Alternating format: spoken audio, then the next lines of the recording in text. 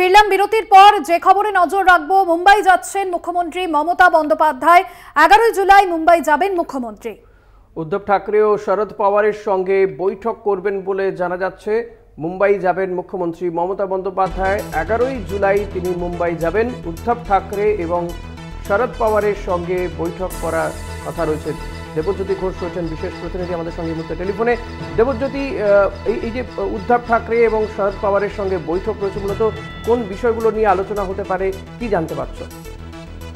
দেখো, মমতা বন্দ্যোপাধ্যায় 3 দিনের মুম্বাই সফরে যাচ্ছেন, একটি বিয়ের অনুষ্ঠানে যোগ দেবেন এবং তখন সেখান থেকে বিয়ের অনুষ্ঠানে যোগ দেওয়ার পর উদ্ধব ঠাকরে এবং শরদ পাওয়ারের সঙ্গে বৈঠক করবেন।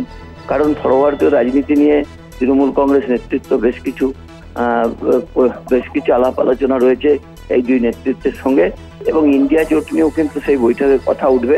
অর্থাৎ যেভাবে কংগ্রেস নেতৃত্ব দিচ্ছে তাতে তৃণমূল কংগ্রেসের কোনো আপত্তি নেই, কিন্তু যেসব আঞ্চলিক দলগুলো রয়েছে আঞ্চলিক দলগুলোর সঙ্গে একটা সমঝোতা করে আগামী দিনে যে লোকসভা এবং রাজ্যসভায় যেমন লড়াই হবে, তেমনি কিন্তু সর্বভারতীয় ক্ষেত্রেও তৃণমূল কংগ্রেসের যে রাজনৈতিক গুরুত্ব, সেই গুরুত্বকে বিবেচনা করেই কিন্তু তৃণমূল কংগ্রেস নেত্রী মমতা বন্দ্যোপাধ্যায় এই বৈঠক করবেন এবং মুম্বাইয়ের প্রথম দিন তিনি একটি বিয়ের অনুষ্ঠানে যোগ দেবেন।